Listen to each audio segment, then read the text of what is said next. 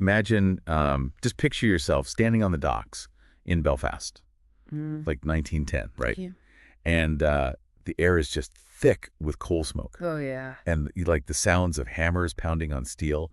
And this huge, I mean, colossal ship is towering over you. Yeah. It just looks massive, just enormous. I mean, this is the Titanic. Wow. Like a symbol of just like, human ambition at the time Yes. during that era where everybody thought, we're progressing, look at what we can build. It really was a sign of the times, that belief in progress, Mhm. really believing that, we could achieve anything. Right. And so in this deep dive, we're going to go back in time. Okay. We're going to explore how they created this ship, Awesome. the ambition behind it, the rivalry, and all the technology that went into making this thing. The story of the Titanic, it's so fascinating. Just how it mirrors, the time period when it was built. It wasn't just about, building a big ship. It was about pushing boundaries, Right. exceeding expectations. Yeah. And, this real drive to be dominant, like Okay. on a global scale, So where do we start with this?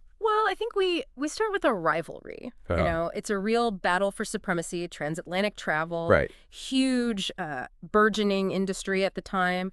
You've got the White Star Line. They wanted to outshine Cunard. Okay. So they set out to build not just the largest, but the most luxurious ship the world had ever seen. So it's like a game of like one-upmanship. Exactly. No Yeah. doubt. Think J. Bruce Ismay. He was the managing director for White Star Line. Right. He was obsessed with beating the competition. He wanted to create a ship that just redefined what opulence was, Okay. but also redefined what safety meant, So who did they pick to build it?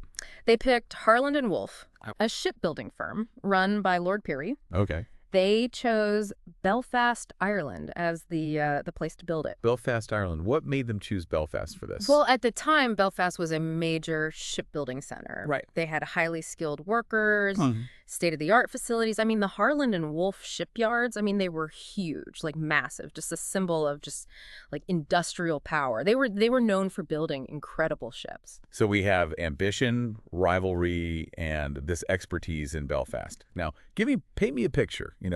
What's it like to be there watching this massive ship being built? Okay. Well, imagine the shipyards. Yeah. The constant sounds. Okay. Hammers hitting steel, the shouting of the workers, the welding torches lighting up the night sky. The Titanic was rising right there in the middle of it all. Wow. It was just a symbol of human ingenuity. The city and its people were incredibly proud of this project. Okay. So how big are we talking? Like how massive was the Titanic? It was a giant. It was 882 feet long, 92 feet wide, Okay. and 11 stories high. At the time, it dwarfed any other ship that existed. I can't even imagine. Just to give you a sense of scale, think about the Statue of Liberty. It was longer than the Statue of Liberty is tall. Wow. It was basically like a floating city. That is crazy. It really does show you how people were obsessed with being grand and showing off their technological skills back then. So the manpower, all the engineering that must have gone into building this thing, that must have been, were there challenges? Were there like setbacks during construction? Oh, well, just the sheer size of the project, that alone was a logistical nightmare. Yeah. They had to invent new techniques for building a ship that large and then launching it. And, this was also a time of growing political tension in Ireland. Okay. The Home Rule movement was gaining momentum, and that impacted the construction too. How so? Like, how did politics affect building the Titanic? Well, there were worries about labor unrest, Okay. maybe even sabotage. There's a story actually about anti-home rule slogans being found written on the ship's keel. Right. Shows you just how much anxiety and hope there was in the country. A nation that was on the verge of changing. So you've got this giant ship being built with all this political uncertainty going on around it. Yeah. Okay, so who designed it? Who's like the architect of this floating palace? That would be Thomas Andrews. Okay. He was Lord Peary's nephew. He was a brilliant ship designer. Okay. Detail-oriented. He planned out every single aspect of this ship. Wow. Andrews wanted a ship that was not just the biggest, but also the most luxurious ever built. Okay, describe it. What was it? Paint me a picture. What was the luxury like? What was it like to walk around this ship? Okay, so picture walking into the first-class dining saloon. Okay. Huge space. Okay. Soaring ceilings, intricate carvings, and like sparkling chandeliers. Then imagine you're strolling down the grand staircase, ornate wrought iron leading you to this reception area that like looks fit for royalty. It sounds pretty incredible. And the first-class suites, designed for like the wealthiest people of the time, they were basically floating mansions. I mean, that sounds fantastic, but there's always a but, right? Like, did they sacrifice safety for all this luxury? Well, that's the question that's been around for like over a century. Right. We have to remember that they gave the Titanic a lot of advanced safety features. Okay.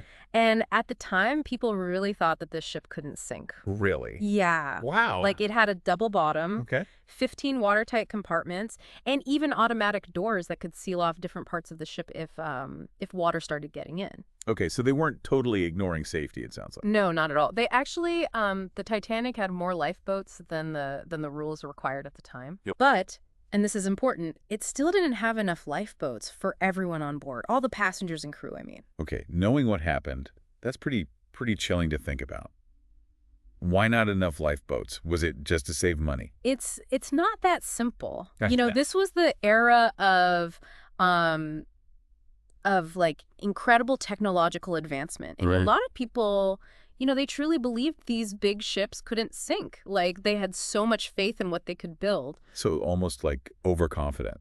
Yeah, you could say that. Okay. I mean, the designers and a lot of other people in the industry, they thought those safety features were like good enough. They didn't think a major sinking could actually happen. So they were kind of blinded by, Right. what they believed they could do. Yeah, I think so. It's interesting to think about, right? Even the smartest people can be influenced by the thinking of their time. Yeah, that's true. Yeah. So we have this amazing ship. It's a wonder of engineering. Everybody thinks it can't sink, and it's ready for its first voyage. Who was the captain? Oh, that was Captain Edward Smith, Okay. White Star Line's most experienced captain. Okay. He had a perfect record, sailed millions of miles, no serious incidents. Sounds like the right person for the job. Well, there's a little twist there. Okay. Even though he had this reputation for safety, Captain Smith had actually been in 2 accidents. Really? Yeah, both involving the Olympic. The Olympic. Yeah, the Titanic's sister ship. Oh, wow. How bad were the accidents? They weren't major, but it does make you wonder, if his judgment was as perfect as everyone thought. Right. Puts a little crack in that perfect image. Yeah, a little bit. So you have this ship, supposedly unsinkable, a captain with maybe a few question marks in his past, and then, of course, all the crew, hundreds of them, getting ready for this big journey. Mm-hmm. Must have been a mix of excitement and, maybe a little bit of nervousness. Yeah. A lot of the crew were from Southampton and Liverpool. Okay. Those cities, they were really tied to the shipping industry. So for them, the Titanic wasn't just a job. It was like a source of pride. It showed how important their cities were to the world. They were part of something really big. Exactly. A ship unlike anything else, setting sail for the first time. So before it crossed the Atlantic, it had to go from Belfast to Southampton. What was that trip like? Oh, it was a spectacle. Just imagine this giant ship trying to fit through the narrow waterways of the Irish Sea. I bet. It really shows you how skilled the crew was and how powerful the engines were. Must have been something to see. Oh, yeah. And when it finally reached Southampton, the excitement was just crazy. I bet. People lined the docks just to catch a glimpse of it. So Southampton was like becoming the place to be for transatlantic travel back then. Exactly. It was growing fast because of the railways. Okay. The London Southwestern Railway, they invested a lot in Southampton. Uh-huh. So it was really easy for passengers from London and like continental Europe to get there. So convenience is key, even back then. Absolutely. Southampton was in the perfect spot to become like the gateway to America. So the Titanic's docked in Southampton, and now they have to get it ready for this huge trip. What was that like, all the provisioning? Oh, it was a huge job. I bet. Tons of food, tons of coal, fresh water, linens, fancy china, and just countless other It's things. just the logistics of it all. That must have been crazy. It really was amazing. So what were we talking, like how much stuff were we talking? Okay, well, just to give you an idea, they loaded 40,000 fresh eggs, Wow. 75,000 pounds of fresh meat, 1,000 bottles of wine, and that's just the beginning. Wow. That is a lot of food. Remember, this was a floating city. Right. They needed enough for everybody. There's a story about a fireman who missed the ship because his train was late. Oh, that's right. It really makes you think about how fate works, Yeah. One little delay and his life was spared. While so many others, Wow. really shows you the power of chance. Yeah. Chilling. So the Titanic was ready. Full of supplies, the crew was assembled, docked in Southampton, ready for its first voyage. And that, my friend, is where we'll pick up next time. So we left off with the Titanic, ready to go, all stocked up. And everyone's getting on board in Southampton. It's kind of hard to imagine, all that excitement, people getting ready for this big trip. And, well, what happened?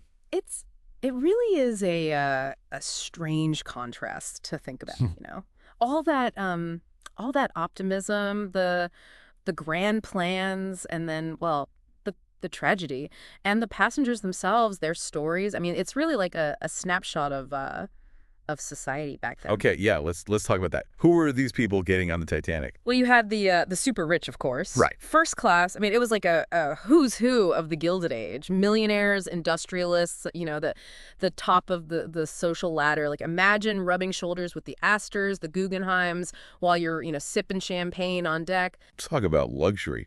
But Yeah. wait, wasn't J.P. Morgan supposed to be on board? He was the one financing it all, right? Oh, yeah, that's right. J.P. Morgan, he had a suite booked and everything. Right. But then he canceled last minute. Makes you wonder what would have happened if he'd been on the ship. Yeah, that's a big what if, for sure. But even without him, there were still a lot of famous people on board. Wasn't Molly Brown, the unsinkable Molly Brown, wasn't she in first class? Yeah, that's right. Molly Brown, she was there. She became really well known later for her philanthropy and her, she was very outspoken. And after the sinking, she became a symbol of, resilience and courage. Right, she survived and helped other people too, didn't she? She did. She took charge of one of the lifeboats, helped calm people down and kept them, focused. She's pretty amazing, facing that tragedy and still being so strong. I mean, her story, it's inspiring, even beyond the Titanic, what she did after. Yeah. Helping people. Absolutely. It shows that even in, the middle of something so horrible, there's still hope, and people can be incredibly brave and do incredible things. But it wasn't just the first-class passengers who had, interesting stories. The Titanic was carrying hundreds of immigrants, too, second and third class, mostly from Ireland, Britain, and Scandinavia, all going to America for a new life. Right, the classic immigration story. Hmm. But there's this idea that the people in the lower classes were treated badly on these ships. Is that true? Well, not completely. There were definitely differences between the classes, that's clear. But White Star Line, they actually had a pretty good reputation. They treated their second and third class passengers better than a lot of the other companies. Okay. They knew that these passengers were important for business, so they tried to make them comfortable. So it wasn't just about keeping the rich people happy. Right, exactly. And even the food in the second and third class dining rooms, it was actually pretty good. A lot better than what a lot of these immigrants were used to back home. Wow. So in a way, before the tragedy, being on the Titanic might have been like the best experience of their lives. Yeah, it's a sad thought, isn't it? Yeah. So before we get into, what happened that night, I want to go back to something we talked about before. The idea that the Titanic couldn't sink. Yeah. It had those safety features, right? But were there any parts of its design that maybe made it more vulnerable? That's a good question. Yeah, the Titanic had those watertight compartments, but they weren't completely sealed at the top. So if enough of those compartments flooded, the water could spill over into the next one and then the next, and eventually the ship would tip over. Like a domino effect. Exactly. That's pretty much what happened. And there's also been debate about the steel they used to build the hull. Some people think it was more brittle than it should have been. So when it hit the iceberg, it might have cracked more easily. So even though they used, the most advanced technology they had, there could have been some weaknesses that made the ship less strong than they thought. That's definitely possible. It's something that historians and engineers have, looked into. And it kind of reminds us that even when we build something amazing, we think it's perfect, there can still be hidden problems. Yeah.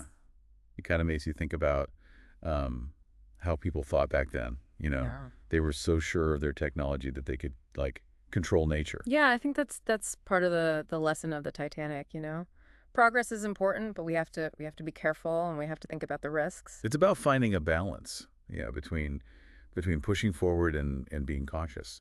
Right, and learning from what's happened before, seeing how things can go wrong. So we're getting to that point now. The Titanic's about to hit the iceberg. Let's think about everything we've talked about. The ship's story, the ambition that went into building it, the politics of the time and the lives of the people on board. That's a lot to take in. It is. It's like we're seeing how all these things came together, The technology, human ambition, and then, the power of nature. It all led to this event that people are still fascinated by all these years later. It's a story about triumph and tragedy, about new ideas and maybe a little too much pride. It's about hope, and it's about, well, despair. And in the next part, we're going to look at what happened that night, what caused the Titanic to sink and what happened after and how it changed the world. So we've talked about the Titanic's journey, from the beginning, all the ambition behind it to that moment where it leaves Southampton. And now we're at this really important point, the night of April 14th, 1912. Yeah, that night it's become this huge part of history, hasn't it? It changed the Titanic, it went from this symbol of what humans could achieve to, well, a reminder that nature is really powerful. It's almost impossible to imagine what it must have felt like on that ship. It seemed like it couldn't sink.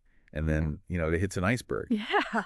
And the iceberg itself, it was massive. Wow. They think it was over 100 feet tall and weighed, I don't know, hundreds of thousands of tons. It's incredible. Take me back to that moment, when the ship hit the iceberg. Yeah. What would it have been like to be on board? Okay, well, imagine first there's this jolt. Okay. This shaking that goes through the whole ship. And then this scraping sound as the iceberg, rubs along the side of the ship, the starboard side. Oh. I imagine at first people were just confused. They Yeah. couldn't believe that anything could really damage this ship, They thought it was unsinkable. Exactly. But then as the ship starts to tilt and people start realizing that water's getting in, the panic must have been unbelievable. That thought of, wait, this ship that's not supposed to sink is actually sinking? That must have been terrifying. It was chaos. People running, shouting, just this feeling of dread as they realized how serious it was. And in all that chaos, there were these stories of how people reacted. Some were brave, some were, well, not so brave. Some people sacrificed themselves for others. Families were separated. It's hard to think about. It really is. And then there's the story of the band, Yeah. It kept playing as the ship was sinking. Their music, it was like this little bit of peace in all the horror.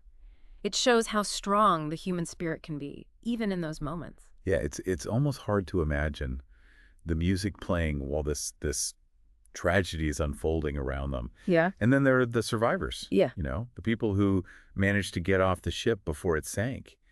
Their lives must have been changed forever by that night. Yeah, and those who survived, they had a different kind of struggle, didn't they? They had to deal with the trauma, the memories of those who were lost, and probably even guilt that they survived. It's a reminder that trauma, it can really stay with you. One event can change your whole life. And we have to remember that, not everyone had the same chances of surviving. No, you're right. The survival rate, it really depended on what class you were in. Sadly, yeah. Women and children, especially those in first and second class, they were much more likely to survive. A lot of the third-class passengers, the men, they were trapped below decks as the ship was sinking. It's a terrible reminder of how unequal society was back then. Even in a disaster, the wealthy had a better chance of making it out alive. The sinking of the Titanic, it showed us the limits of technology, but it also showed us how divided society was. It's a tragedy that still has meaning for us today, It reminds us that we shouldn't get too confident in ourselves, that life is fragile.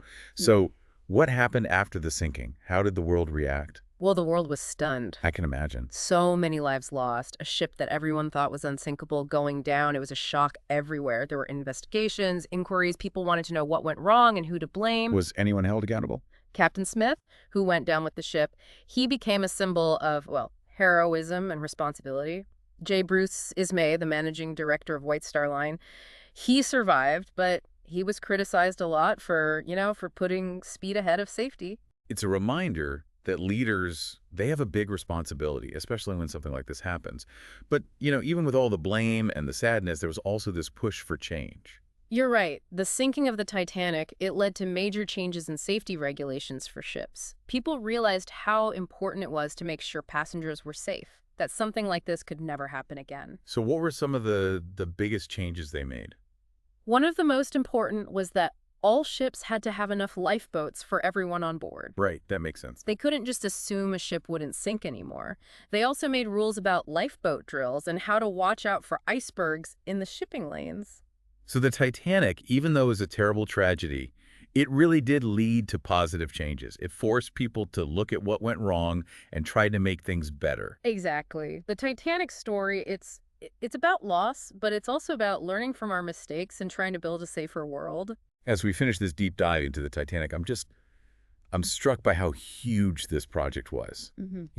and how sad it is that so many people died. It really makes you think about how fragile life is and how unpredictable history can be. It does, doesn't it? It makes us think about what's important, how we use technology, and how we can learn from the past. The Titanic's journey ended in tragedy, but the story, it continues to teach us something. It shows us that even when something terrible happens, humans keep striving, keep trying to build and innovate. It's a story that we'll never forget. It shows us what humans can achieve, but also the risks that come with it. Thanks for joining us for this deep dive into the story of the Titanic.